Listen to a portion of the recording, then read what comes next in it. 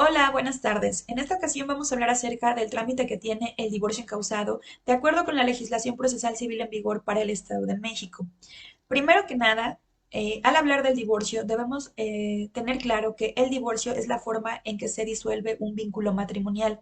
Una vez que la autoridad decreta la disolución del vínculo matrimonial, la consecuencia directa e inmediata de esta disolución es que las partes involucradas están en aptitud de contraer nuevas nupcias si así lo desean.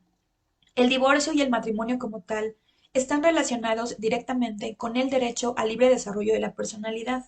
Este es un derecho que recientemente ha sido analizado y estudiado por la Suprema Corte de Justicia de la Nación en relación con otros temas, pero que tienen una relación muy directa con lo que es el divorcio y con lo que es el matrimonio, por lo que a continuación les voy a explicar.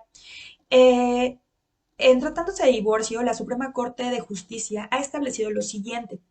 En el divorcio sin expresión de causa, es suficiente la solicitud unilateral de la disolución del matrimonio para que el juez la decrete aún sin causa para ello, donde incluso no importa la posible oposición del diverso consorte, pues la voluntad del individuo de no seguir vinculado con su cónyuge es preponderante, la cual no está supeditada a explicación alguna, sino simplemente a su deseo de ya no continuar casado, por lo que la sola manifestación de la voluntad de no querer continuar con el matrimonio es suficiente. Así, dicha manifestación constituye una forma de ejercer el derecho al libre desarrollo de la personalidad, pues no decidir, perdón, no continuar casado y cambiar de estado civil constituye la forma en que el individuo desea proyectarse y vivir su vida, es decir, el modo en que de manera libre y autónoma elige su proyecto de vida. Entonces, el derecho al libre desarrollo de la personalidad implica que nosotros tenemos la libertad de elegir nuestro proyecto de vida y de materializarlo como mejor nos convenga. Obviamente, nuestro proyecto de vida muchas veces tiene una consecuencia dentro del mundo jurídico y por ende es necesario regular estas consecuencias acorde a las que se hayan generado. Sin embargo, si nosotros el día de hoy queremos contraer matrimonio y el día de mañana no queremos continuar unidos en este matrimonio, podemos de manera libre y autónoma decidir cambiar nuestro proyecto de vida y materializarlo. Por ejemplo, solicitando la disolución del vínculo matrimonial, es decir, divorciándonos. De esta manera, nosotros estamos ejerciendo nuestro derecho al libre desarrollo de la personalidad. También la Corte ha establecido lo siguiente. El libre desarrollo de la personalidad constituye la expresión jurídica del principio liberal de autonomía de la persona, de acuerdo con el cual la libre elección individual de planes de vida es valiosa en sí misma, por lo cual el Estado tiene prohibido interferir en su elección, debiéndose limitar a diseñar instituciones que faciliten la persecución individual de esos planes de vida y la satisfacción de los ideales de virtud que cada quien elija, así como a impedir la interferencia de otras personas en su persecución. En nuestro sistema jurídico, el libre desarrollo de la personalidad es un derecho fundamental que permite a los individuos elegir y materializar los planes de vida que estimen convenientes, cuyos límites externos son exclusivamente el orden público y los derechos de terceros. Entonces, recapitulando, tenemos que nosotros, al ejercer nuestro derecho al libre desarrollo de la personalidad, tenemos como límites externos a este derecho el orden público y los derechos de terceros, es decir, no estorbar ni impedir de ninguna manera los derechos fundamentales de otras personas. Entonces, nosotros, partiendo de nuestro principio de autonomía de la persona, podemos elegir cuáles son nuestros planes y proyectos de vida y materializarlos en el mundo jurídico. Por su parte, el Estado tendrá la obligación de diseñar instituciones jurídicas acordes a que nosotros podamos ejercer de la manera más fácil y sencilla estos planes y proyectos de vida. En este sentido, se diseñó el divorcio incausado para que con la sola manifestación unilateral de una de las partes de no querer continuar unidos en matrimonio, este pueda ser decretado, aun y cuando nuestra contraparte se oponga a que se conceda el divorcio. Entonces, esto nos permite entender y correlacionar conceptos como lo son matrimonio, divorcio, derechos fundamentales, derechos de libertades y propiamente hablando o específicamente hablando, el derecho fundamental al libre desarrollo de la personalidad. Ahora, en relación con el divorcio incausado propiamente hablando, recordemos que en el Estado de México se establece en la legislación civil en vigor cuáles son los efectos jurídicos del divorcio, así como las clases de divorcio que actualmente existen. Los efectos jurídicos del divorcio, de acuerdo con la legislación civil, consisten en que el divorcio disuelve el matrimonio y deja a los cónyuges en aptitud de contraer otro.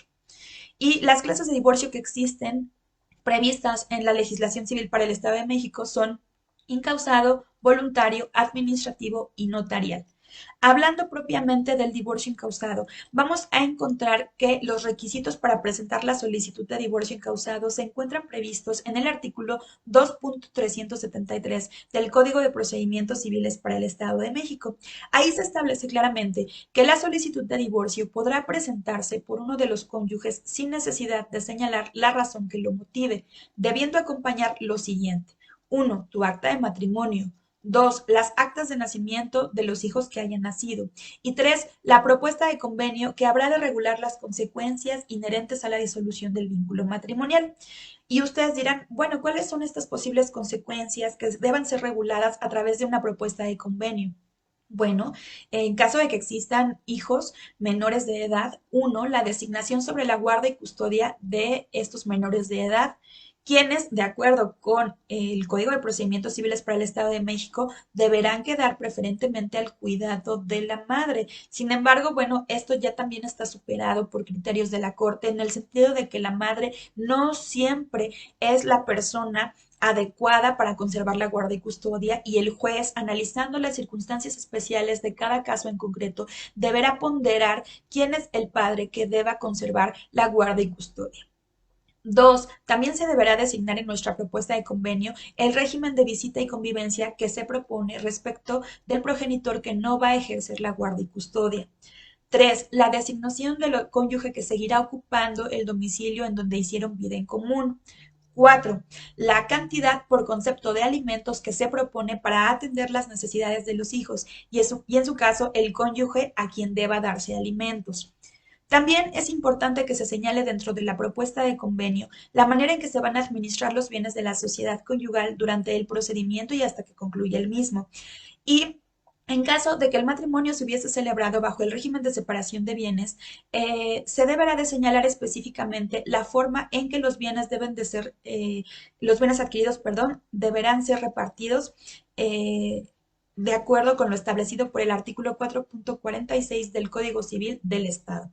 Ahora, en nuestra solicitud de divorcio, una vez acompañando todos estos documentos y requisitos particulares relativos a las consecuencias que deben ser reguladas eh, debido a la disolución del vínculo matrimonial, las partes también pueden hacer una solicitud de medidas precautorias acompañando en su caso la documentación que tengan en su poder para solicitarlas o para intentar justificar la solicitud de las mismas.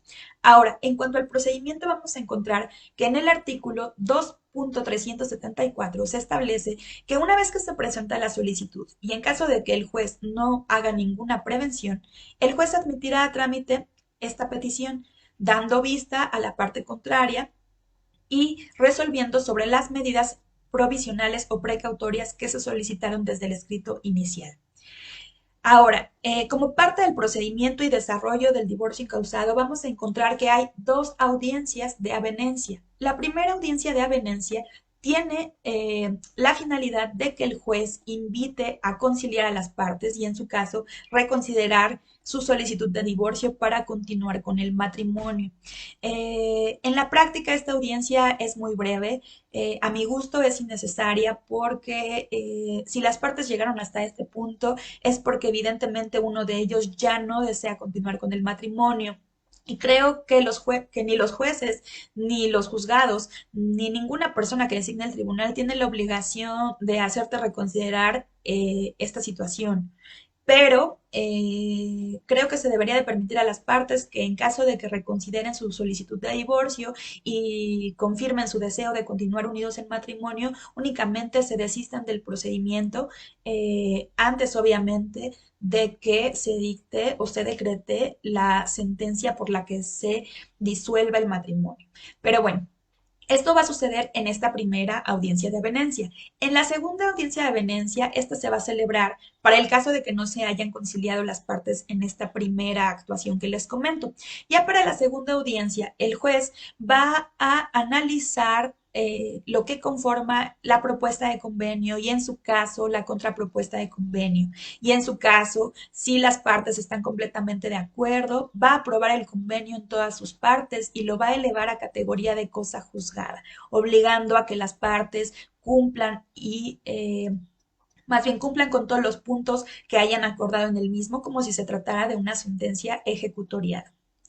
Ahora, también es posible que algunos de los puntos de la propuesta y la contrapropuesta de convenio no puedan ser conciliados entre las partes, por lo que en caso de que no haya una conciliación sobre algunos puntos o sobre la totalidad de los puntos sobre los que versan los convenios y las propuestas y las contrapropuestas, perdón, de convenio, entonces se va a seguir el juicio cumpliéndose con los requisitos de una demanda, es decir, se va a establecer lo siguiente. Se otorgará a las partes un plazo común de 5 días para que, conforme a los requisitos de una demanda, formulen sus pretensiones, hechos y ofrezcan sus pruebas respecto de los puntos en que no se pudo alcanzar un consenso.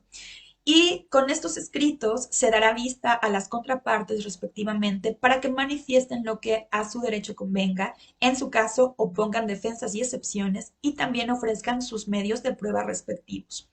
Eh, y bueno, pese a que si en la segunda audiencia de venencia no hay consenso sobre los puntos del convenio y de la contrapropuesta de convenio, el juez decretará sí o sí la disolución del vínculo matrimonial. Ya corresponderá a las partes en las etapas que así se prevean probar sus manifestaciones, sus afirmaciones, perdón, respecto de los puntos en los que no pudieron conciliarse.